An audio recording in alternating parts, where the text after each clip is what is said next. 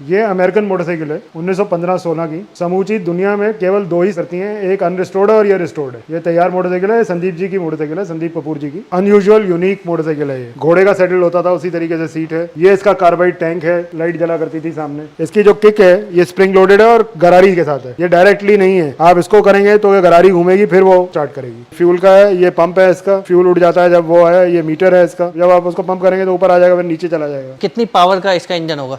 Very powerful motorcycle है, चलाने के लिए भी दम चाहिए। आप व्हाइट वॉल टायर देखिए इसके, तो बड़ी मेहनत करी है साहब उन्होंने। 3-3, 4-4, 5-5 साल लगाए होंगे एक मोटरसाइकिल। टोटल कितने गियर थे? 3 गियर ही है सर। ये देखिए ना, अब ये इस तरीके से होता है, यहाँ से क्लच दबा के और होता था। ये सब रिजिड था, कुछ शॉकर वॉकर कुछ नहीं था इसके अंदर। साइकिल फ्रेम है ये उस टाइम की चीजें हैं जब ये चीजें बन रही थी, एवोल्यूशन हो रहा था जब। फिर उसके ऊपर डेवलपमेंट होती गई, फिर शॉकर आए, फिर ये हुआ, फिर वो हुआ, सब कुछ हुआ। ये इसका क्लच है, यहाँ से क्लच दबेगा, फिर वो गियर डलेगा और फिर चलेगी। तो सीट में ये कमानी होती थी कि आप जब चल रहे हैं तो ये कमानी दब के।